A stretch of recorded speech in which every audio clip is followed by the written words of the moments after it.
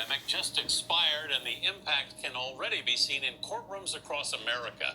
Tenants who are behind on rent want to keep their homes. Landlords want to be paid, and none of them can understand why the government won't help. Weijia Zhang is at the White House. Weijia, what are officials there saying? Good morning, Anthony. Administration officials say they are actively looking for a legal path to renew that eviction ban after the Supreme Court said it would be up to Congress. But so far, the White House is coming up short, now urging states and cities to take action. Right now, I don't know. I have no plan. I'm screwed. Louis Vertens has 3 weeks to find a new home after a Rhode Island judge ruled in favor of his landlord who evicted him. Now the 43-year-old landscaper says he has nowhere to go. I feel helpless. I feel like I can't do anything. Vertens is among the estimated 3.6 million renters who say they are likely to be forced from their homes since the federal eviction moratorium expired over the weekend. After Congress failed to pass legislation to extend the ban, House Speaker Nancy Pelosi urged the CDC to do it.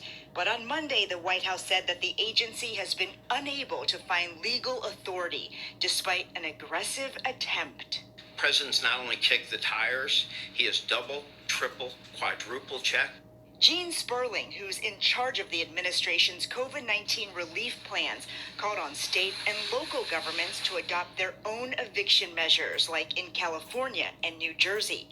Sperling also called them out for being too slow to distribute nearly... When advertising on YouTube, I know that making an authentic video with a clear call to action is the key to getting results. With that county program. Taisha Walker's live for us now in Northwest Harris County with this mother's story. Taisha? Lauren, that now former tenant said she used to live here at this apartment complex, who she says had agreed to work with her for months, but yesterday she returned to her apartment to find all of her things outside with a locked door. I pulled up to my apartment and all of my things were outside. Crystal Lux is now homeless. The mother of two says the Carrington at Barker Cypress put her furniture and all her belongings outside and changed the locks. This ain't right. This is just not right at all. So, I know that if I was in their shoes, I would just wait for money. It's still coming. Lux is in a bit of a catch-22. She's been behind on rent since the start of the year due to a job loss. So she applied for rental assistance through Harris County. She says her apartment complex had agreed to wait on the county funding, but went back on their word last week by giving her an eviction notice. Because it wasn't Texas rental assistance, and they said, oh, it's not Texas rental assistance. We don't accept Harris County rental assistance. And then in my mind, I'm like, well, money is money, right? The apartment complex sent a statement saying in part, quote, "We have made and continue to make every effort to assist our residents in applying for any local and federal rent relief available to them during this unprecedented time. We did confirm that the property is not enrolled in the county's emergency rental relief assistance program and does not need to be for Lux's rent to get paid. The county says if a landlord chooses not to participate, the tenant can be processed as a direct aid client." All right, giving all praise, honor, and glory to YAHAWAH, BAHASHAM, YAHAWASHI, BAHASHAM, Rakakadash, the Buhanas, to the apostles and the elders of Great Millstone, and a sincere shalom to the Akim that's out there pushing the sincerity and the truth and the sound doctrine. First and foremost, giving all praise, honor, and glory to YAHAWAH, BAHASHAM, YAHAWASHI once again, and saying the water to Lord YAHAWAH, BAHASHAM, YAHAWASHI for giving me and a fellow Akim the opportunity to do these lessons and videos, the opportunity to go out there on the highways and on the hedges, all to edify and warn the nations of Israel, to the so-called Negroes, the Latinos, and the Native Americans, the 12 tribes of Israel, the ones, the law, statutes, commandments, as well as the promises we're given to. All right, shalom. So this is going to be a really quick video on this situation here with these evictions going out once again. And now, before I continue on, if there is any brother or sister going through this, and may the Lord look out for you. Our prayers are always going out to the brothers and the sisters, or should I say the Akim and the Akwathium. You know, the prayer is always going out. And may the Lord look over you, which, you know, if you're doing his law, statutes, and commandments to the best of your ability, you coming to the voice of the Heavenly Father and doing what he tells you to do, you know, then you know, he'll more than likely look out for you, man. You know, look, the Lord said what? He's not slack concerning his promise, right? And part of his promises is what? Looking out for his servants. All right, that's the thing he promised us. And so far, you know, as we've seen from experience, You know, the Lord is no joke, man. The Lord is no joke. He never, whatever he says he's going to do something, that's what he said he's going to do. When he said there's going to be evictions and all this other stuff going on, and mourning, part of the mourning and the lamenting is from evictions. And the Lord said, and this is what we said was going to happen, man. That these evictions are going to start rolling out once again. They were doing it before, but now they're really about to start rolling out once again. And these are the things that we said was going to happen, man. Food shortages, crazy pandemics and stuff like that. These are the things that the Lord said was going to happen, man. But you proud ass so-called blacks, Latinos, and Native Americans didn't want to hear it. You other Israelite camps, man, y'all definitely going to catch it, man. In fact, y'all may catch it the hardest than the average 2/3, because y'all know, at least y'all supposed to know. Y'all out there with Bibles and stuff like that, and y'all supposed to know. But you still act like a 2/3, man. So it's gonna be y'all that's really gonna catch it the hardest, man. So anyway, man, let me get a couple of scriptures on this situation here. I might as well go into the Apocrypha since I only got one in that. This is the book of let me click on it. I'm gonna get to the main point, man. The book of 2nd Ezra, chapter 9, verse 3. This is the main point. It says, therefore, when there shall be seen earthquakes and uproars of people in the world, Salakia. Therefore, when there shall be seen earthquakes and uproars of the people of the world, now I was again, like I always say, earthquakes goes on to like commotions and uproars. That's why it equates earthquakes to uproars of the people of the world, because that's pretty much what that's talking about. It's also talking about, it definitely is most definitely talking about actual earthquakes. When they talk about earthquakes in diverse places and stuff like that, it's earthquakes damn near every day, man. Sometimes, a lot of times we don't even feel them. But these are the signs that the Lord said is going to happen. Because look, it says, then shalt thou well understand that the Most High speak of those things from the days that were before thee, even from the beginning. All right, so you want to really understand that these are the things that the Lord said were going to happen. It has to happen, or else how else we going to get out of here, man? These things had to happen. I always keep saying that. You read up here, he answered me. This is verse 1. He answered me then and said, measure thou the time diligently in itself. And when thou seest part of the signs pass, which I have told thee before, then shalt thou understand that it is the very same time wherein the highest will begin to visit the world which he made. So this is the time, we're about that time right now where the Lord is starting to make his return. When the Lord is starting to make his return, because as you see, he amping a lot of stuff up right now, man. He amping a whole lot of shit up right now, man. All right. Now to that woman, because there's going to be a lot of, especially women, man. It's going to hit women. That's going to be another, group of people that's going to be feeling it the most. Women are really going to feel this. I'm talking about the wicked ass woman, man. They really going to feel this, man. Them so-called black women, man, that you see walking around here high and mighty, proud and shit.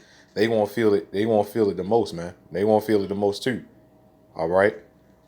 But we are the ones that really love our people, man. I'm talking about the men and women, man. We're the ones that really, because you got a lot of people, you jakes out here that make a lot of excuses for women, and that's not love. That's not love. It's really not. And this is what we tell you so-called black women to do, man. And you Israelite women, should I say, not just black women. I'm talking about Israelite women, because you got the Cuban women, you got the Haitian women. They all act the same, man. They all act the fucking same. The book of Isaiah, chapter 32, verse 9. It says, rise up, ye women that are at ease, hear my voice, ye careless daughters, give ear unto my speech. Many days and years shall ye be troubled, ye careless women. For the vintage shall fail, the gathering shall not come. Tremble, yeah. I don't know how to break this down, man. You proud as our proud ass counterparts, man. You better wake up, man. You better wake up. Or else you won't be one of the ones that left out there. You know. It says, "Tremble ye women that are at ease," right? So all you women that try to be men, you know, try to do a man's job, and then you come into the so-called Israelite community, and you sitting up there trying to teach and do videos and shit like that while you have a husband, mind you. You know, while you especially while you have a husband, but in general, but especially while you have a husband, you know, you sit up there doing that shit. Hey, the Lord gonna make sure you left out there, man. The Lord gonna make sure you left out there in the coming days of trouble. All right, still trying to bring that Queen of Heaven worship in the Israelite community, but that's why a lot of people don't like Great Millstone, because we don't have that shit. We are not having that. We see that. Look, man, that guy is out. Whoever got that woman up there, yeah, nah, that person is out. Tremble ye women that are at ease, be troubled ye careless ones, right? Because they're careless right now, man. Women are careless right now, you know, because they're not being held accountable for their actions. So, of course, they're going to be careless. If you got a child, boy or girl, and you don't correct them, yeah, they're going to be careless.